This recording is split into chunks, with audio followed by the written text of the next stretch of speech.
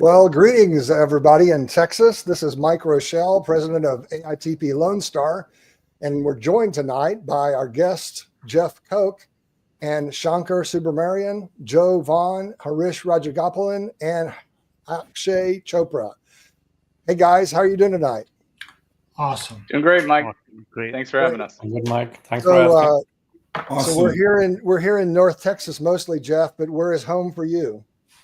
I'm down in North Houston, so the Woodlands area. I was a Dallas native for 13 years, though, so moved here in 2020. Yeah, so just in time for the pandemic, huh? Yep, got some space, some land, a pool. Kids loved it. That's awesome, awesome. Well, we miss you up here, but through the wonder of technology, we get to join each other live together. So welcome to AITP again. Well, thank you. I appreciate it. Love to stay connected with the Dallas community too. Definitely, definitely. So Shankar, where is home for you? So I live in North Texas area in Prosper. Okay. And Jeff, Joe? Louisville, north of Dallas. There you go. We're low on Flower Mound people tonight. Harish, how about you? Yeah, I live in Little Elm, Mike, as you know. Yeah, enjoying the weather for sure outside. Absolutely. Yep. And then Akshay bringing in Flower Mound. Yeah, I'm in Flower Mound, few miles south of you. Yeah, I'm in Highland Village for those that are interested, which is about, 10 miles south of Denton, near University of North Texas. So it's been a really interesting couple of weeks. I got to spend 10 days in paradise in my wife's home in Puerto Rico, and got home just in time for our last cold front, which I really was not looking forward to. But the trees are starting to sprout up here. Jeff is already covered with all kinds of yellow stuff down in Houston, I hear. So we're getting ready for spring to spring, and very exciting times. So what I'd like to do... Sorry to interrupt you. We have some problem with the Twitter feed. Okay. I show that I'm streaming. X feed. Yeah, the X feed. Is it on LinkedIn and YouTube and Facebook? Yeah, all set with LinkedIn. Okay, great. Well, we'll just go on. X is actually the most difficult platform at this point to do much with from a broadcasting perspective. So we'll see if we can figure out what's going on for next time. So thank you. It just started automatically. So we are good. Well, I guess maybe it's one of those things where you have to look at it for it to happen, right?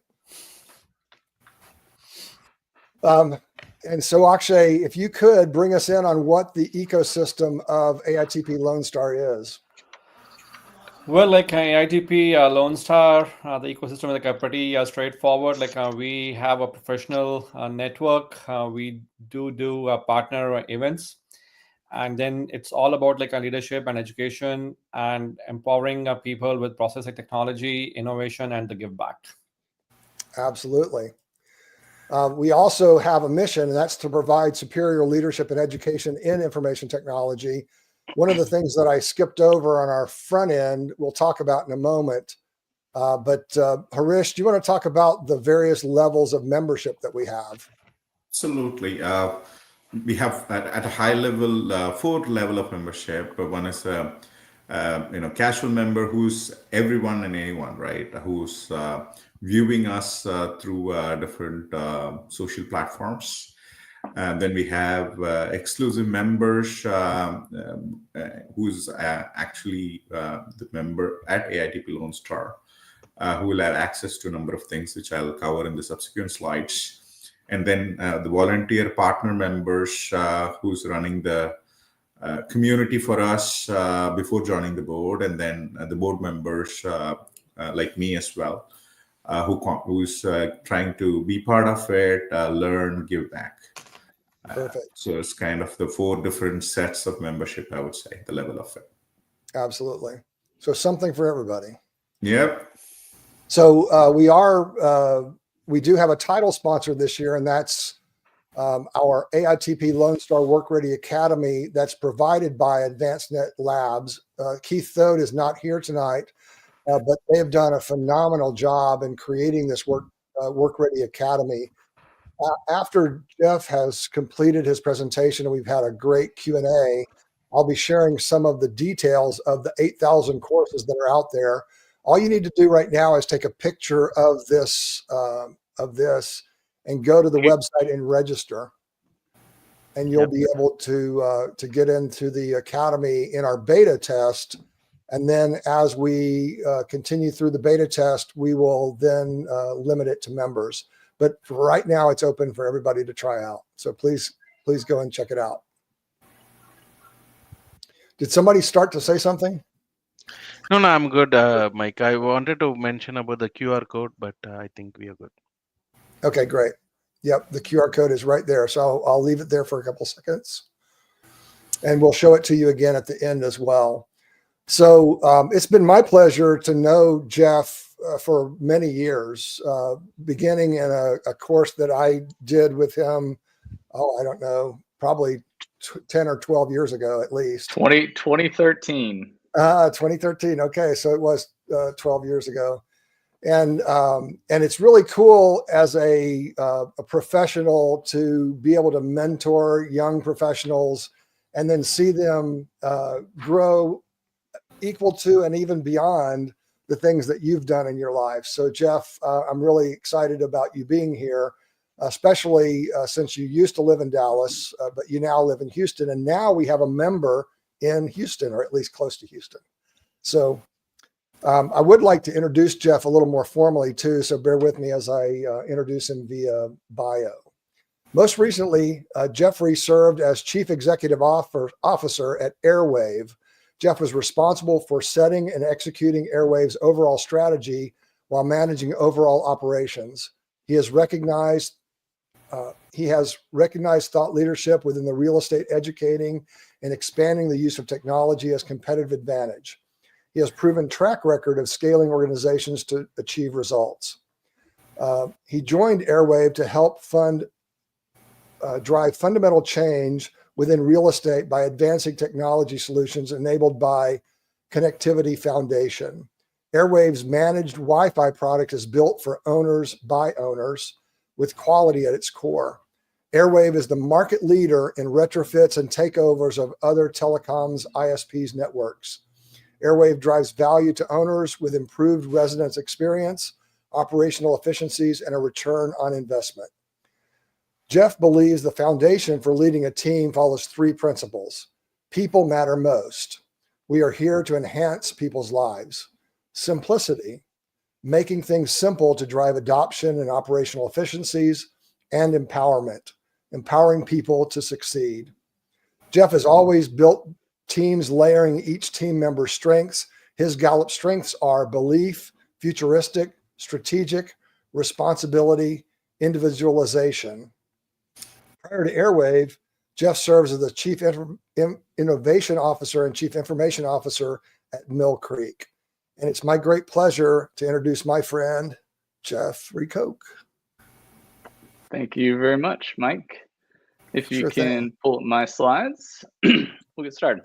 So I appreciate the time, everyone, and really look forward to being able to just share a little bit of my story, but more about the things that I've learned along the way and how that really plays into what I think makes business leaders unique and makes business leaders succeed through a process. But fundamentally under that is the team that they work with, right? And the people that they influence and the people that they provide better lives to.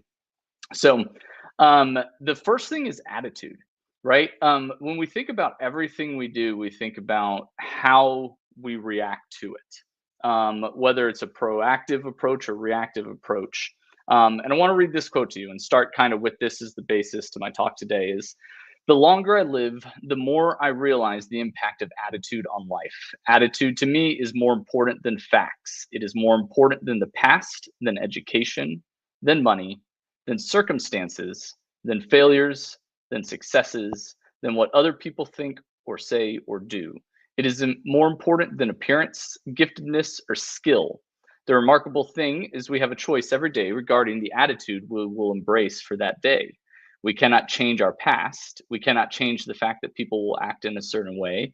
We cannot change the inevitable. The only thing that we can do is play on the one string we have, and that is our attitude. I am convinced that life is 10% of what happens to me and 90% of how I react to it. This is Chuck Swindoll. He's a famous Dallas preacher at Stonebriar Community Church up in Frisco.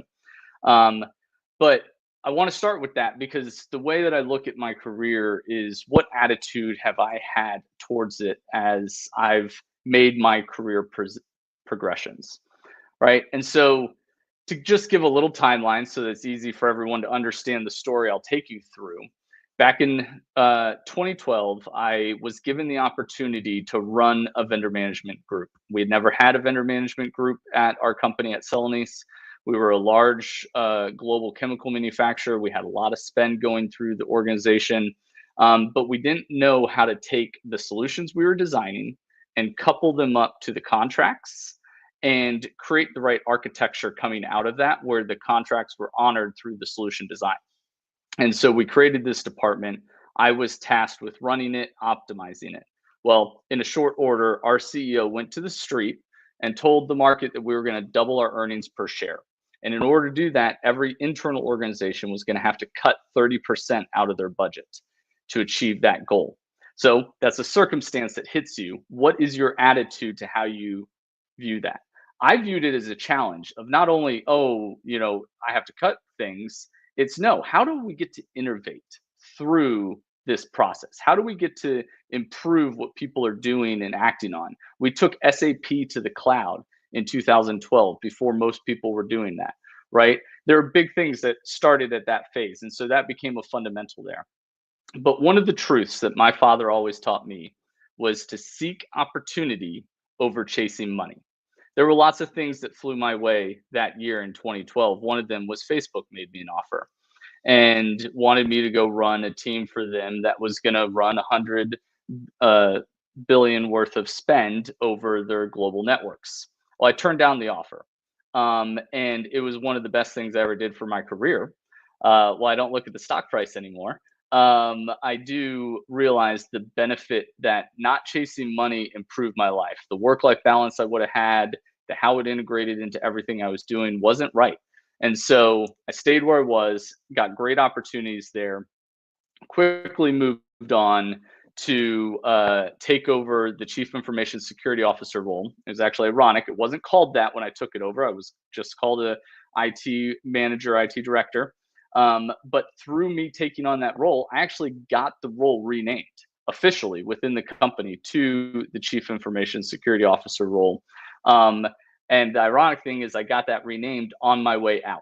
So as I was leaving to go take a CIO role, they were elevating that role to be a true title of Chief Information Security Officer role. So leaving great things for people behind you too. There's so many good opportunities that you could be faced with to just improve and benefit people's lives along your journey. So jumped into the CIO role at Mill Creek Residential. So left global chemical manufacturing and went into real estate development. This is where we built apartment complexes around the country to the tune of new starts every year, 20,000 units, which is a lot of apartment communities being built at one time, and grew that for the number of years I was there. To then, over the last few years, had some opportunities to actually step out of just the IT world and into the full running of the business from COO to CEO. And so I'll dive into kind of those transitions and what's there. But as we talk about leadership and we talk about the role and what happens and the circumstances in your attitude, when I stepped into the CISO role at Celanese, and I was learning the ropes, a few weeks into the role, we get a call that some of our information is leaked.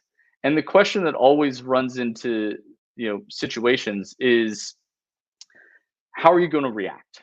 Are you going to have a knee-jerk reaction and start unplugging all the servers and calling the data center team and shutting everything down?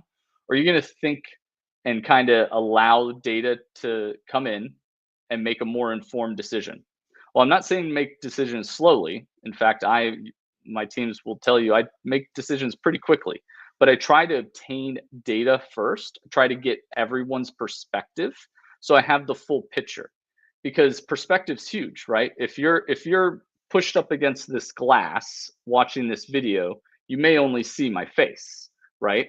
But if you step back and you see my bookshelf behind me, you get perspective of all the different types of books that I enjoy reading. Mike referenced RLF, which is the class that we met in. It was called Regional Leadership Forum. It was a 9-month program where we read over 37 books. I think it's that shelf up there. A bunch of different books that we got to spend time reading and diving into and dissecting and having self-realization occur through that process, as well as building relationships with your peers through it.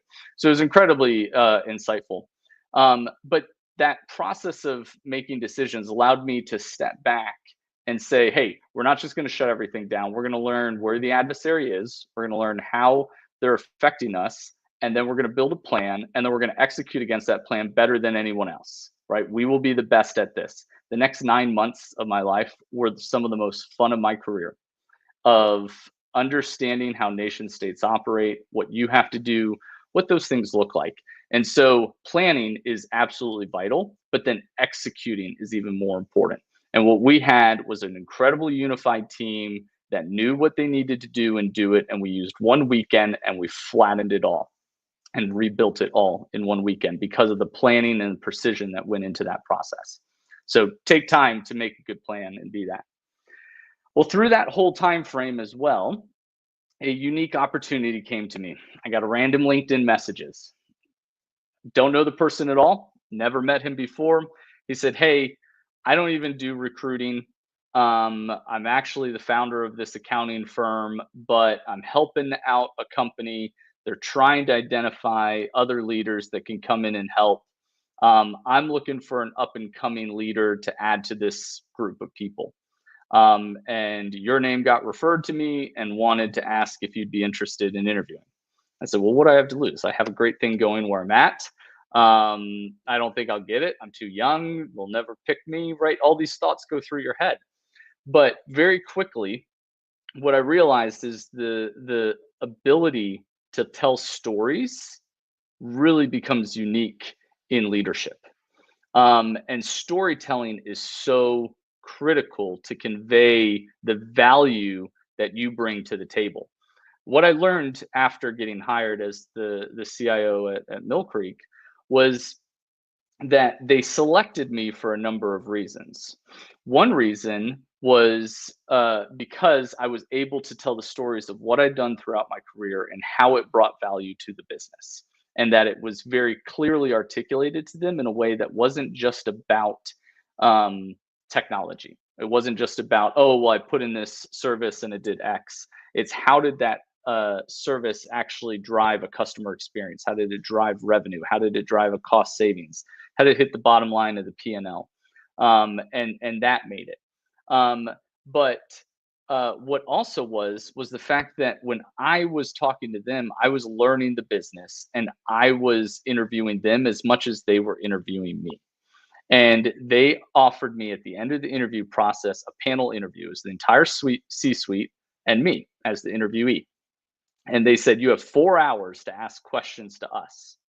What I found out later is that I was the only candidate that used all 4 hours, that everyone else had a few questions and walked away because they said it just wasn't something that they didn't have anything else that they wanted to dive into. I was dissecting everything about the business, learning what the gaps were early before I even started the job, accelerating that 60, 90-day plan that I would have enacted. So jumped into that role and realized that I am selling. I'm always selling. Whatever it is, if I'm selling a technology project and I'm trying to get the return on investment around that technology project, I'm a salesperson in that capability. Whether I'm actually selling to customers in my future roles, you're always selling something. Figure out what it is that you're selling, what the value of that is, and build a story around it, because that drives people to connect with the story.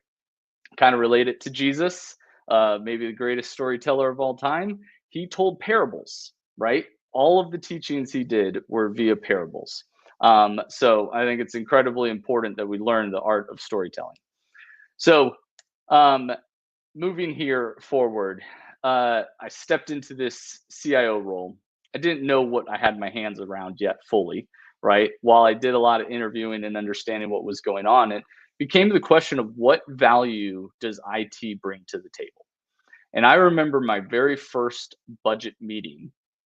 The president of the company sees my budget proposal after I'd done some gap discussions with all the leaders in the company and documented all the software and hardware out there and what was being used and how it was not being utilized.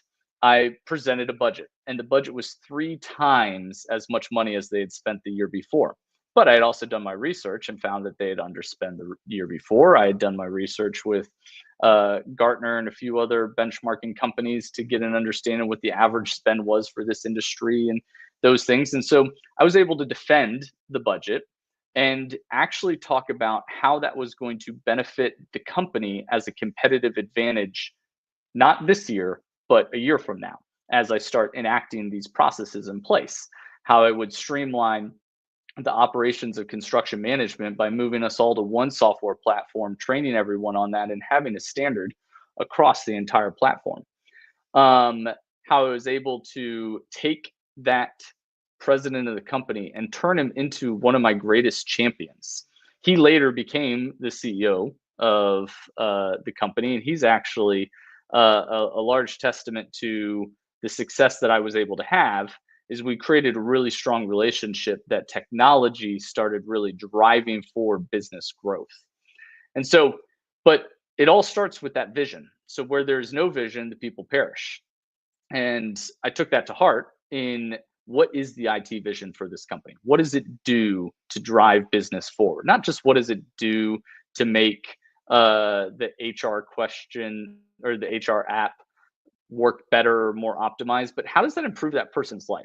Everyone's used the HR app to look up payroll or those type of things, and it is cumbersome or whatever the case is. And you're like, why can't I just see this quickly?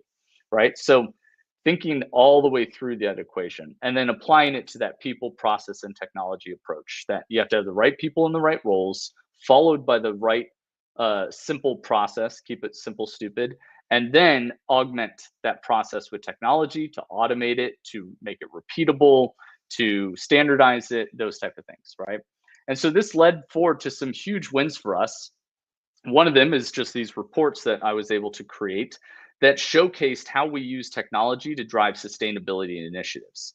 So we started saving the company 21 cents a square foot in the southeast region with our temperature control in common areas when it wasn't occupied. So when it's vacant or when an apartment unit is vacant. And we were actually able to do the math that showed that savings that then underwrote it into the actual pro forma of a deal so that it was a baseline of what that deal's return would look like. We learned what IRR and MPV and all these other financial statistics and metrics meant, because as a CIO, you need to understand the business. That's what drives it forward. So our development team loved the fact that they could go in and get those statistics and metrics and be able to drive projects and make them more accretive for themselves. We were able to then create 3 new organizations. I actually wrote a business plan. So I sat down, learned how to write a business plan, and wrote one that specified why we would implement 3 new organizations outside IT. We'd have an innovation think tank of many people around the country that would be thinking about what are the biggest challenges that we face today and how are we going to overcome them? And can technology help do that? How would we design our buildings from the ground up at the very start of a process all the way through implementation? And then how would we manage it? And then how are we going to keep our projects sustainable and avoid different climate risk factors like sea rise in our Florida assets, those type of things, right? And so the business plan not only got into the fact that we need these people in this organization do it, but what the return would be on those people and how we'd save developers more time so they could develop more assets, which means more revenue for the company, right? And so we started thinking in a different perspective. This led to me getting promoted to be a partner of the firm. I actually started driving revenue to the organization that became very significant. I had written in the business plan a long-term objective that under this org that I was creating, we would actually have what's called ancillary revenue. And we would manage all that extra revenue outside of the organization. What's awesome to see is that upon my exit and leaving the company, that plan still was enacted, and the people that I had left in place, they got to now fulfill that. And now they're running ancillary revenue, they're running those type of things. So it's really exciting to see when you take leaders and you create that vision and you all chase that vision and you execute against it, that they now have a chance to step up into it and start playing that role on that side. So my next challenge came. I had made partner of a firm. I loved it. It was going great. Money was flowing. If you remember my dad's early comment of chase opportunities, not money. The second part of that comment is the money will typically catch up to you at some point in your career, but don't just keep doing that. And so I think what was really cool is I got presented an opportunity to go to a prop tech company and help them really grow. And I'd always had the desire for entrepreneurship. I'd done the entrepreneurship thing twice over at my prior two companies. And so what I really wanted to focus on is a company that could focus on what I've already done, but then scale it across an industry, not just influence one organization, but influence a whole industry of companies. And so I went to a company called Airwave, where we built digital infrastructure within multifamily apartment communities, where we're building the fiber from the street all the way into the apartment unit home, and then activating Wi-Fi across that entire community so that you could have one single seamless experience from the apartment all the way through the common area into the dog park, everywhere. And it'd be very simple for residents to sign up for it with a QR code. It'd be an instant on opportunity, and you would have the best quality customer experience that you could possibly have. Well, every company comes with challenges, right? So you're in startup world. Startup world changes everything. You look at it and you're like, wow, I don't really have a project management team. I don't really have a construction management organization. Well, COVID happened and we have all these supply chain constraints. Our product is in a very minimal viable product status, and hasn't proven its ability to scale. We're not a front leader in industry traction here, and we have no significant revenue. So I took all those challenges and said, this is going to be super fun. Let's run at this, right? Because we have a huge total addressable market. There's 21 million apartments out there today, and 300 to 500,000 being built a year, depending on the economic situations that year. And there's a real market need for this, because this opportunity provides revenue to the owners, because we were selling it at a wholesale price and they were marketing it up at a retail price and including it in their rent. And so started learning how technology can drive revenue, and what that looks like changes things. And so I was identifying challenges both proactively and reactively. And so as a COO, you start understanding that technology is a piece of the pie, IT is a piece of the pie, but you have to have so many other elements. The picture gets wider and wider, right? So you talk about that perspective and you start stepping back further and you see more and more. I had to stand up an HR organization, how to get payroll set up, how to do all these things, right? How to build an entire construction management team, people on site that knew how to pull fiber and how to actually patch and repair walls and dig trenches and run a boring machine. We owned boring machines. So all these fun things that came into this process that really opened up the canvas here. As you go through that and you start succeeding, you start getting traction. We ended up getting a good traction with some very large owners that opened up their portfolios to us, which led to the board asking me to step in to actually be the next CEO and kind of drive scalability to the organization. But with that role come additional challenges. One of those challenges was we had a company that has high working capital demand. And so it meant that I was going to have to go do a capital raise. I'd been part of an early capital raise, but that I was going to have to lead this capital raise. one of the challenges had is that as we started scaling, we started uncovering some things that our CTO had misdelivered on, and the product wasn't delivering scale and reliability. And so I actually made the decision to stand up a whole new product and build a whole new product team. So we went and recruited, we found the right people. We then talked the process of what we need this to be. And then we started adding in the technology, and they wrote in 9 months, 1.3 million lines of code, 2-person team. And so it's amazing what you can do when you get people really focused on doing that, right? I need to go build a sales team. So I had to start interviewing sales leads and who could be that and what this team could look like and what our scalability would be. So started driving a sales organization. Realized that the structure of operations and sales and all these weren't properly set up. Marketing wasn't properly set up. So how do we consolidate that and provide the most scale? So I moved sales and marketing and customer success all under one head to really drive that customer experience, right? But we continued to grow. We ended up getting 25% of the MNHC, which is the National Multifamily Housing Council's top 50 customers. We grew to over 40,000 units.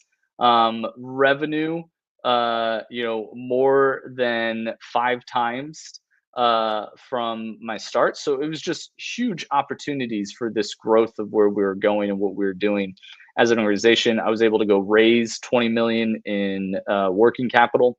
So it just opened up so many opportunities that the basis of what I learned early on in technology and how technology is the intersection for everything a company does, how that would gravitate and allow me to run other organizations and people. But the short of it is that the same thing is always the same thing, it's what's the glue that holds it all together. And it's the people, it's you, right? Without people, we're nothing. People matter most. It's about the relationships that we drive, those heartstrings that are built as we're in the trenches, building products together, as we're, implementing a new system and trying to get that system to operate based on an old legacy process. But there's a great book out there called The 5 Dysfunctions of a Team, and everyone should read it. And one of the most fundamental foundations is trust. And you have to have people that you can absolutely trust to rely upon to build forward that team and create that pyramid that allows you all to move up together. Because a rising tide raises all ships. You want to empower people to succeed. You can't do it alone. You cannot be the answer to every question. You don't want to be the smartest person in the room. You want to surround yourself with smart people that challenge you every day to be better, that drive forward how that looks. And so, but then you want to cheer each other on because their success is yours. I remember I had a leader that was leading me in my early days. And he said something to me that stuck with me to this day. And it's like, your team wants to know you care about their careers more than your own, right? And they will then run through walls and fences for you to do what needs to be done for the organization. But people truly want to know you care.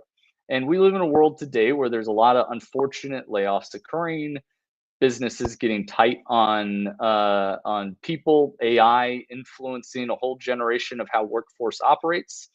But in the end, people still matter. And it's really important that we work together to solve the challenge of how do we bring value to businesses? How do we bring value to our community, our families, and the world around us? So I'm very excited to have shared with you all. Obviously, there's so many more stories within this story that I'd love to dive into, but I would like to open it up and be able to go to some questions. Let me bring everybody back in. And for those of you who have been away, I see one here in the chat, which is how did you use 4 hours questioning during the interview process, as many will look at a while they dive into the job. So I sat down beforehand. I do a lot of research when I'm doing interviews at companies, right? I want to know who the leaders are, what their backgrounds are, what the company's really focused in the market, what makes them think that they're successful, what's their core, There's so many companies out there today that their marketing pages spew off 100 different things, and you're like, that's great, but what really are you good at? And it's like 3 things. And so diving into that and really then dissecting it further and understanding where those gaps are. A lot of things that came out of that discussion was that real estate is so backwards in its thought process of technology. It just isn't the first thing that comes forward in their minds. It's one of the last things. Hey, I just built a building. Do you guys want to put internet in here or something? It's like, well, that it takes cabling throughout the whole building to do that, and we need telecom closets to do that. Like, that's a last minute thought in a lot of cases. Things have advanced a lot over the last few years, but in general, that kind of stuff comes out when you can really dive into that interview and prep really well for it. So, Jeff, one of the questions that I had for you as I was listening to the progression, for you personally, what was the most complicated leap of faith for you so far? And beyond what you already shared, go into the anxiety, because a lot of people are immune to anxiety, but we all have it at some level. So Yep. what was the biggest leap for you? So I'll start with the second biggest leap, and then I'll go to the biggest leap because it will give you some color to the biggest leap. So the second biggest leap was my move from a Fortune 500 to a national real estate company that was, maybe 400 million in revenue. So they weren't small, but they weren't multiple billions of dollars, right? And is this going to be the right move? Am I going to get the opportunity that I really want, right? And so there was some anxiety through that. The interview process was 4 months long. So talk about patience, right? With a bunch of different interviews that you went through, to my wife telling me, you should just stop going to these interviews. They're never going to hire you, right? But it ended up working out, right? And so it was anxious, but at the same time, I had security because I know I had a good thing going. The biggest one was the leap of leaving what I'd call the nest, right? And deciding to jump to see if you can fly. Was going from Mill Creek to Airwave. And it's that idea of leaving steady companies that have history of growth and steadiness through cycles, and that to true entrepreneurship and running companies, right? And that is a lot more anxiousness that comes upon you in that decision process. But we just felt like that's where we were being led, that I always wanted to try it. And I have this shirt that says "Live with no regrets." And I like to always go to my 85-year-old self and think backwards. For instance, when we were having kids, my wife and I said, well, how many kids do we want? And we're like, well, what do we want the Thanksgiving table to be like when we're older, right? We want a bunch of kids and grandkids around it, right? So the only way you can do that is start having kids. So don't wait too long, or you can't have that many, right? So I went to my 85-year-old self and said, I've never started a company before. Seems really risky, but if I become 85, am I going to look backwards and be like, man, I really wish I'd given it a try? And what better time than now, right? Don't delay. If you think you're on the fence about doing it, go do it. What's the worst that's going to happen? You're going to get laid off. You're going to be unemployed.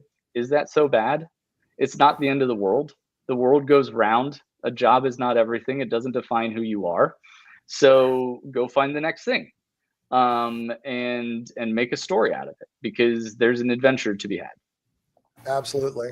I remember you met Darwin John, the CIO of the FBI for a while in the Church of Jesus Christ of Latter-day Saints.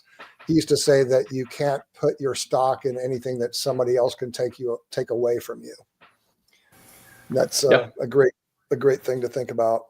So another kind of a key point I think that you made in your conversation was that you had 2 IT pros write over 1 million lines of code for your new product.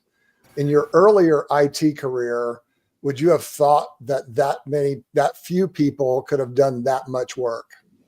No. And I still to this day have not met many coders as good as those two guys. I'll be honest. I love to find the diamond in the rough. And I found a few of them in software development over the years. One when I was at Mill Creek and a few when I was at Airwave. But it is rare to find people that just get it and they're just doers, right? And I think that's the big thing, is that some people get so stuck in thinking about it and contemplating. They just did, and then they iterated, and then they sat down with me and I built them wireframes and said I want it to look like this, and they went and built it. And it would go on, this iteration process. And it was so cool to see that become a reality when there's talent to be had. But you have to be patient through the interview process. A lot of people go through that and they try to accelerate and I just need someone. And sometimes that's true. And there are times where you just need someone. But then there's other times where there's really talented people and you just got to pick through a few candidates to find that person. Absolutely. So, Joe or any of the others, do you guys have any questions that haven't been posted in your channels? I see Joe has one here. Do you have a vision or dream for your career going forward? Yeah, this is a good one. So I'm at a crux point right now where I'm trying to think through this. My wife and I were talking about buying a cattle ranch and raising cows and innovating the ranch to add in water and energy management and solar and a bunch of other things that brings additional revenue streams to it. But then you actually think about how hard it is to raise cows and cattle, and I don't know if I want to be up every morning that early doing that. But we've started with chickens and some other things. No, I think this is something you're always iterating, right? I think one of the things that I've looked at in what I've done to date is that a career and a job or a way of getting income is often a means to an end. That life is bigger than just what we do in our work life. Like our work life is so important. And it drives and influences so many people, and you should use that as an avenue to do that. But at the same time, you should also realize that there's multiple different ways to make income, and you should diversify, and you should do more than just one, and expand that further. So also looked at franchises, frozen yogurt to I have a pizza place I loved on the East Coast that they don't have here in Texas, and can't find good pizza in Texas, I'll be honest. East Coast pizza is just better. I would have to agree with that.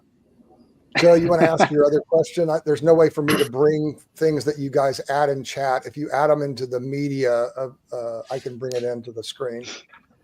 Sure, I will add it to the media. Yeah. I got Joe's here. What is one piece of advice that you would give to a Gen Z who's just starting their career? I think today so much of Gen Z is influenced by influencers. And this idea that you can just take videos of yourself and make millions of dollars. That's providing no real value to the world, right? What people should be thinking about is hard work and finding a way to apply themselves that enriches themselves, their family, and their community around them, right? In whatever the career is that they're going to do. That laziness and trying to find the least amount of work to do it is not the path forward. You should be thinking about how many different things that you could do that benefit everyone. Absolutely. So in your opinion, which role okay, there you go. In your opinion, which role holds more value or impact?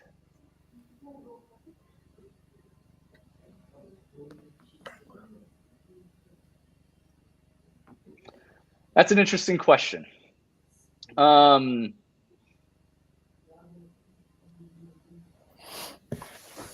think both have equal impact. And here's my thing. Have you ever dropped a rock in a pond and seen the ripple effect and all that?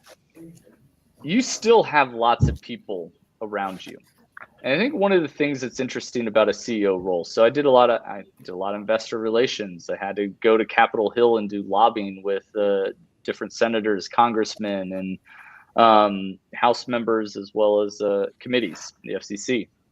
So I got to meet a lot of very influential people, right? But in that process, it's still a surface level impact, right? The people that are around you day to day, so whether you're the SVP of a Fortune 100 or you're the CEO, it's that close-knit group that's around you. You ever heard the group of circle of friends? You have your circle, and there's a few people in here, maybe 5 to 7, and then you go out a little bigger, and it's a little bit bigger, maybe 20, and then you go outside and it's all the others, right? It's like you can only impact so many deeply, but then your influence can go wider spread, but it's not necessarily as deep. So that's a way of thinking about it. So Akshay, you had one for him. So Jeff, like listening to you, have you ever considered having your own podcast? You know, my dad keeps telling me to write a book at some point. I haven't even shared my craziest stories, right? Had some pretty fun experiences, and very stressful and trying ones as well. I haven't considered a podcast, mostly because I don't love to just hear myself talk. I'd really have to have a conversation with someone, maybe.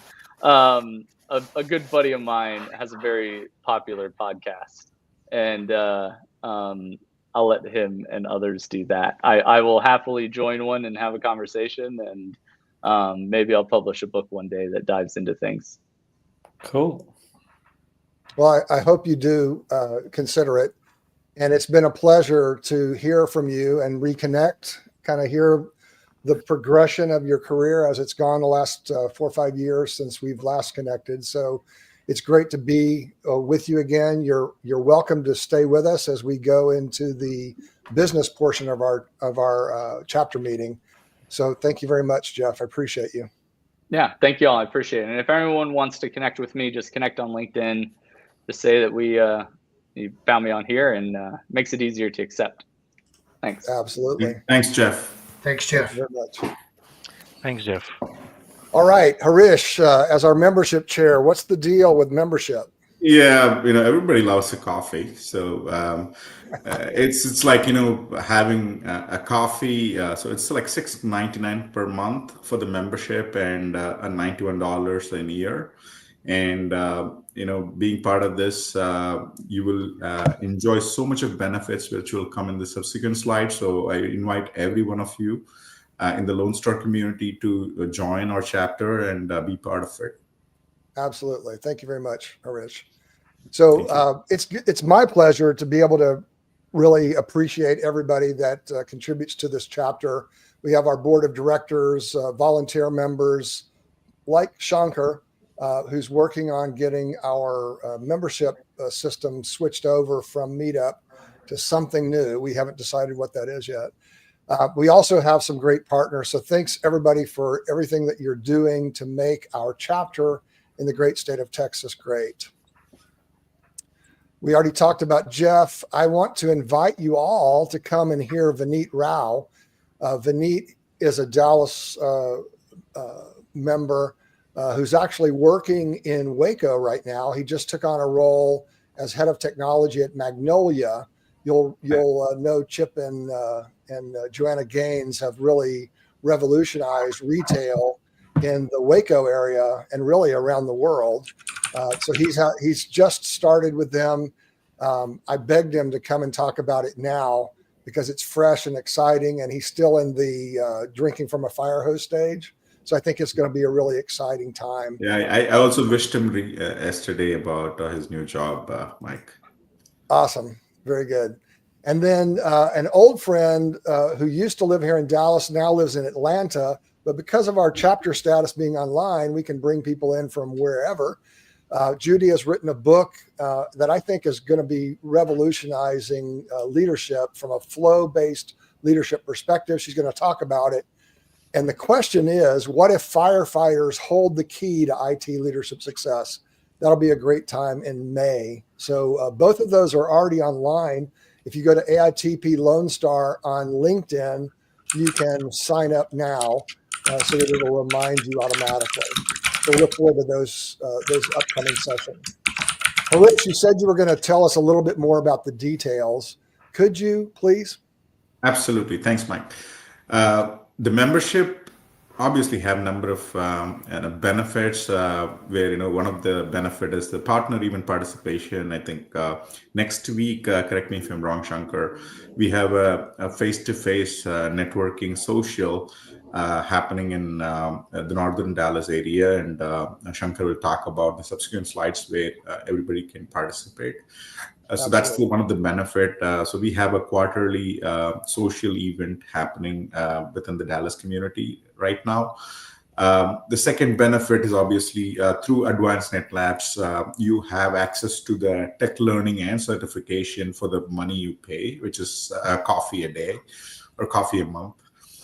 Then, the chapter meetings like Jeff today, who shared his learnings and success and what he learned over the years, obviously, for all of us to learn and grow. And then, obviously networking with us, with any of the chapter community members or our speakers. Then obviously, you have, the interest group where you can be part of. You can also be part of the, chapter communities where you can contribute as well. So there are a number of benefits as part of this membership you will be able to access and benefit out of. So looking forward to the membership, and you can reach out to me or Mike if you'd like to become a member.